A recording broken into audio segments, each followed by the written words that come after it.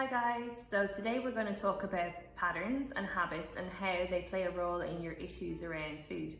So we all know that we create healthy habits, or we try to create healthy habits, and we are a product of all of our habits and what we repeat continuously. So it's very important to kind of speak about this and how your current habits and patterns are actually causing you issues. And it's Newton's law that something that is in motion will stay in motion unless it's interrupted. And also something at rest stays at rest unless it's interrupted by something external. So we really need to create interruptions for your current patterns so that you can change them. So it's not enough to just say, I want to change, or I won't do that again tomorrow, or the diet starts on Monday. Like, saying things and having intentions is not enough when it comes to these issues. So we need to actually intervene and create new patterns so that we have neurological pathways that are broken, and then we can recreate them. And it takes a bit of time and practice and repeating them over and over again. Just like a habit, it takes a little bit of time to build a pathway so that we can actually create something new and healthier. And also, just in saying this is a really important aspect of actually getting over your issues and breaking them. But also it is like a coping mechanism for you to alleviate your symptoms. So like to change how you feel on a daily basis and actually start to create new habits. We need to do this, but it's not the root or it is not the thing that will change everything. So we still need to go to the layers of the root cause of why we have these habits and patterns in the first place. Yes, and also it's just important to know that there is actually something happening in your brain when you're creating these new patterns. So like Claire said, it's like a pathway, and it's called a dendrite, and it's just like a little electrical impulse that kind of sends signals, little messengers through the brain, and creates these neural pathways. And if you imagine kind of, if you get to like a big field of tall grass, and then there's a pathway that many people have walked across, and the grass is worn down, it's the path of least resistance. So everyone's going to likely go that way because it's the easiest way to go, it's the clearest way. And this is what these electrical signals create in the brain. It's like deep grooves. And over time, it becomes the path of least resistance. So when we get into a stress state or a state that we want to get out of, our brain has learned that the way that we've done it many times, which might be going to the cupboard and grabbing the sugar, that's the way it's always going to go, because it's the path of least resistance, it's the deepest groove, it's the one that it remembers. So we have to break this pattern and create a new pattern. And like Claire said, it's about repetition, consistency, because if you think about the amount of times you've done your old pattern, It's like autopilot. Exactly. And the amount of times and the focus and consistency and repetition that you've put into the old patterns, we have to repeat that kind of focus, consistency and repetition with the new patterns. So with this practice for triggers and pattern break, it's really important that you begin to understand your patterns and know your patterns and your triggers. And it's just bringing awareness to all the funny little things that we do each day. And the more aware you are of them, you can then start to spot things before you go into that autopilot mode. So you're more awake instead of going sort of zombie, just going the way that you've always gone. And I think a lot of people will relate to that, that once they get into that binge mode or this overeating or whatever it is that you do with food, it's almost like you're not even there. You're kind of blacked out. Yeah, people talk a lot about urges, like you get the urge to do something and it's like it kicks in. You just go for that route, that's the normal route that you would take. Yeah, like I know when with my binge eating, before I knew it, I would either find myself in 24-hour Asda, buying the food, and it's like there's no stopping me once I was there. Or I would find myself at the cupboard ready for the peanut butter. Once I was there, it was like there was no stopping me because I was kind of like on that autopilot mode, and I'd kind of let it go too far. So it's in this practice, it's about really understanding your patterns and your triggers. So the first part of the practice is to write out your patterns and behaviours in great detail. And it can be really helpful to imagine that you're trying to give someone like a handbook, a guide to how to eat like you. So you describe it, and you can be a bit tongue-in-cheek with it and go sort of really in depth and overboard with it. So it would be, waking up, what happens when you wake up, how do you feel, what is it? Maybe it's that you wake up and you're like in a really good mood, you think that you're going to set your diet, you have all your food prepped, and maybe it starts like that. Noticing what happens to you once you've spent time with your mother-in-law or like different people that are kind of in your environment. And by 6 o'clock, how are you feeling? How are you behaving? Have you gone past your usual cafe that you go past on the way home from work? Have you had a little internal dialogue with yourself? Must not eat the chocolate, must not go into that cafe, go into the cafe. Like, what is it that happens with you and your patterns around food?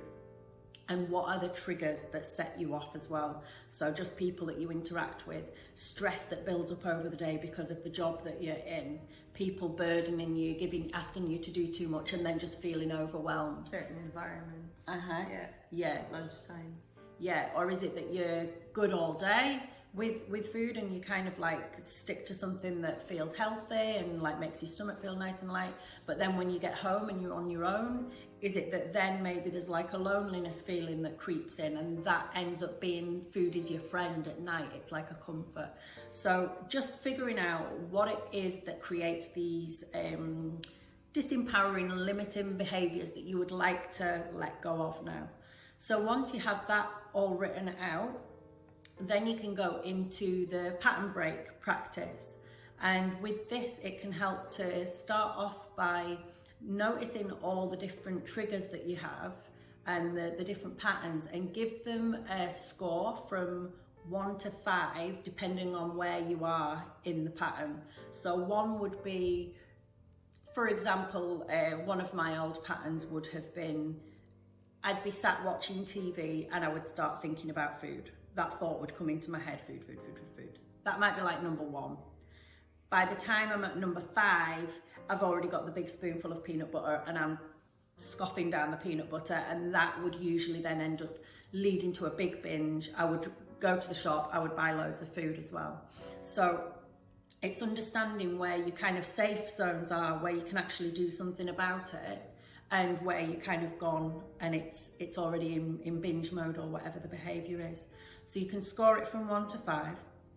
Once you have those numbers, then you can start to notice when some of those patterns are starting to play out. So if you notice that you're starting to feel like a number 1 is coming in, can you implement something straight away at the beginning phase? So if it's that you're just kind of starting to think about food, is it that you're just kind of a little bit like you're not doing anything with your time, you're just kind of sat, or you're watching TV, or there's a situation going on in your environment that is just a bit uncomfortable? Can you take yourself out of it? Can you remove yourself straight away? Is it that you could just go and do something different that's a little bit, that's going to change your state already? So a bath, or can you read a book? Can you go for a walk? Can you call a friend up, spend some time with a friend? So these sorts of things you can just start to implement already. Is it that you actually just need to eat, but something like healthier? So like you can go and prepare like a really big salad or something, or have some liquid. Maybe you're actually just thirsty and it's starting to make you crave food. It's sending signals that you need something. The other thing that you can do is, if you know your patterns really well, it might be that you actually just start avoiding certain things. So there might be a certain person that feels quite toxic, and it always leads to you having a destructive episode with the food. It's not always ideal to be sort of like, okay, now I can never socialise. So that's not going to be like the goal with this. But if there are things that you can avoid, so for example, if you drive home, you've always end up going on a detour. I used to be terrible going into service stations.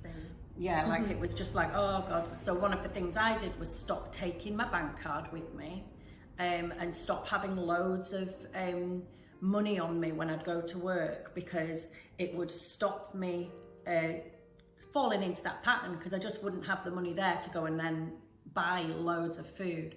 So it's just little things like that can you change the pattern slightly, because you know that there's a trigger there that plays out every single day. So could you change your you were saying before about changing the way that you go home, or changing things in your house, like what way you come in the door, which door you come in, what cupboards that you go to. You were saying you change around your cupboards. Yeah, moving food to different cupboards, so that if there's a pattern of just kind of automatically going to that cupboard, and you see the certain foods, like peanut butter was the one for me. So it's like if you can change where things are, it does just break the pattern at an earlier stage. If you get to the point where you are like round about 3, 4, 5 on your pattern, this is where you want to start implementing this pattern break exercise. So it's a chance to scramble the brain, confuse the brain, and stop the pattern, stop that electrical impulse halfway through, midway through. And this is what breaks that pattern. And this is where you can implement a new pattern and create a new, it's almost like it's kind of going here, and then it's going to create a little stream off into a new dendrite, and then you're going to do that as many times as you possibly can to make it deeper, so that that's the path of least resistance then when you get that whatever state it is that you're trying to soothe or repress. So for me, I knew that once I was kind of walking to the cupboard or something like that, that was a time that I was still conscious, and I still had a chance to actually do something physical to change it and break it. Excuse me. So for me, I found that tapping worked really well. So instead of opening up the peanut jar, I would just tap out a little rhythm on my head, and it was quite hard. Do it. Yeah, so I did. And you look insane. Yeah, you look a little bit insane, but actually the kind of more of a jolt and the more impactful you can make it, the better. So it has to be something that actually is gonna like change your nervous shake system. you up out of that kind of zombie state. All these touches, it's like paleo touch. It's actually nervous system things. So your skin has nerve endings, and different types of touch create different things. So you can rub as well. You could rub your whole face to scramble your nervous system. So like if you don't want to hit it, you can literally rub your whole face to scramble everything. So when you're rubbing your face, you're actually scrambling your brain. So it's like hitting or rubbing or something that will just, on your skin especially, that kind of thing. Like a lot of people might have seen, like the elastic band thing was quite a well-known one at the time. And, I believe that a lot of people probably had good results from that because it was quite well known. The head's more powerful. For me, that one really worked, and it was kind of like a nice rhythm. It was like a lot of different things. So it was like the touch, it was the sound as well, because it was close to the ears. You could do something with clapping. It could be that, you know, if you're in your house or even if you're out in the shop, you might want to shout something, like just shout something, or it might be that you jump up and down. Just anything, or you might sing like a really loud song.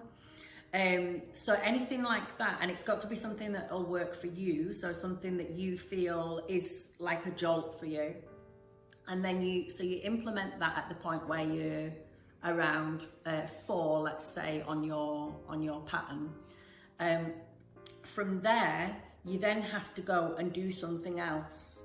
So you have to implement something else, and it's good if you can implement something that is also going to be a bit of a dopamine release. So the happy hormone, which is what you've been getting from food if you've been kind of binging, overeating, or things like this. So from there, you can implement something that is going to give you that little boost, but that is healthier.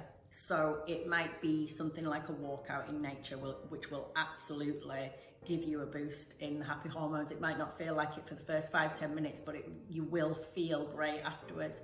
It might be some form of exercise. It might be a bath, yeah. It might be listening to some music, some really uplifting music, and just kind of dancing. Just something that, again, it's like for each individual, it's like a personal thing. It might be like a little massage on yourself, or like on your lower legs and your feet, or something like that. So there's loads of different things. I mean, movement is always like a really, really good way. It's going to change your state. It's going to... Motion is literally the interrupter then as well. It's like the Newton's law thing. You're just changing the motion. Yeah, you might want to have sex. You might want to go and grab your partner and say, I'm just breaking patterns here. This is my new one. I'm sure they would be happy with that. No complaints. So this is how you can go through this process, and you can have a lot of fun with it as well. And I know for me, this was such a powerful tool for me to break my binge eating. And just to kind of reiterate that it's so important to repeat it. It's not a one-trick pony. You can't just go tap your head once by the cupboard and then the next day you end up eating the peanut butter and you're like, well, it didn't work. You've got to repeat it. It's building those new dendrites, those new pathways in your brain.